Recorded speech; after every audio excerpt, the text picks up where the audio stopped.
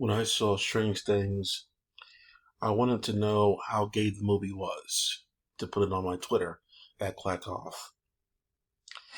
There was only two gay scenes in the movie. Now that I've seen it, ugh, I have to say that it's obviously one of the worst pictures of all time. But I thought, like many days later, that the gay character, the gay scenes in the picture, didn't need to be there. The problem is that someone at the top forced the character to be gay. The scenes in question, in case you didn't see the movie, which most people didn't, thank goodness, about 10 minutes in the picture, the main character is stopped by his friends, one of them driving a car, a truck or whatever, and one of the passengers happens to be a boy, and then the main character is questioning the boy. Now, that kind of scene didn't need to be there.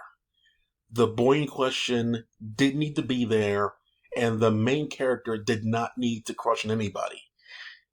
All the people in the truck could have been just platonic friends there. Hey, cool, how you doing? Like, we're gonna do some cool stuff after this one. I'll catch up with you guys later, and then move on.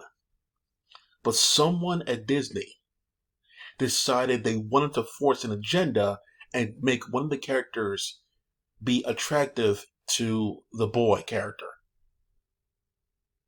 In an era in which you've seen women take over, LGBTQ pins on people, um, gay scenes in Eternals and Wakanda Forever, in an era when this did not exist before, we're seeing more and more of this kind of stuff in Disney movies.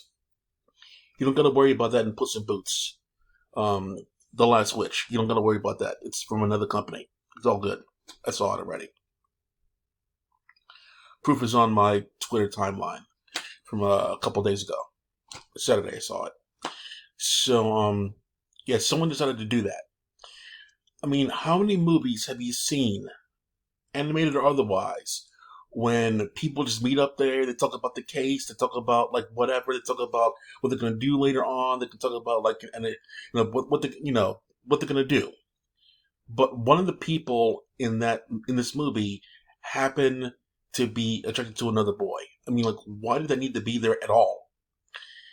Number one, it's a kids movie. And number two, it's forcing an agenda. You don't need to have characters in a movie aimed for kids be attracted to each other at all. Male, female, boy, girl, male, girl. It doesn't need to be there in the first place. They just be platonic and cool. Remember Zootopia? Between the fox and the bunny? There was some sexual tension between them, but it was always, business. It could have been there because they were the balloon ride together, that kind of stuff. They were making it kind of like alluding that there could have been something, but they also kept it platonic, which is great. You don't need to force relationships in kids' movies. It doesn't need to be that way. As the child grows older, teenage years or whatever, then let them see more adult pictures, that kind of stuff there. That's fine. But movies aimed at youngsters, it doesn't need to be there, bro. Like I said, I saw Puss in Boots. There was sexual chemistry, tension between the cat and another cat in the movie. So I think her name was Soft Paws. But it wasn't like all throughout the entire pictures because of a marriage thing left her at the altar. So there are adult themes. Trust me, there is. There are adult themes in the kids movie, but it's not overt to scare them. There's a thumb and a pie reference, which is there's a fable. Like I said, marriage. There is like an orphan. There's an orphan storyline in there as well. Multiple orphan storylines in Puss in Boots: Last Witch. So, like, there are adult themes in there, and if you're an adult, you will get them. If you're a kid, you definitely won't. A teenager, you probably won't either. But there were definitely adult themes in Puss in Boots: Last Week, which I cracked up about. I think it was a few of us in there, like actual adults, who laughed at the jokes because we got the jokes. But and they were funny for adults because it was like a wink, wink, nudge, nudge.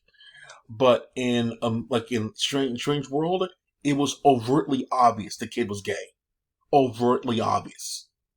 It wasn't subtle. It wasn't like a little played for laughs or whatever. It was just like, oh look, we got a gay boy now. It was so uninspired. It was so cliche, done a million times before. Like if the kid saw like the gay scene in the movie about 10 minutes in or whatever, as you can see right here, 10 minutes in, that's about when the gay scene happened. If the kid saw the gay scene, he seemed like okay. Remember like Who Framed Roger Rabbit when he was like had a thing for was I think it was I think her name was just Jessica Rabbit. Like you see his eyes pop out and his tongue go down there. That's Toonie goodness right there. That's kind of what they did in Strange World, but it wasn't as goofy over the top op. It's just like little a little thing right there, zooming on face or whatever. It was just done so boring compared to like we've seen the kind of stuff before. Like they have the hots for he has the hots for the other person, and you see some goofy shit there. And Puss in Boots, there's no goo goo gaga stuff there in that picture as well. It's more subtle. It's more adult. They know what they're doing in that movie. So like there's like definitely okay. If you saw recently Strangers, was it something in Paradise? Let me look real quick there. Trouble in Paradise. Ticket to Paradise. Yeah, with George Clooney and what's her face. They hated each other kind of because of the marriage situation there. That's kind of what happens in Puss in Boots: Last Wish.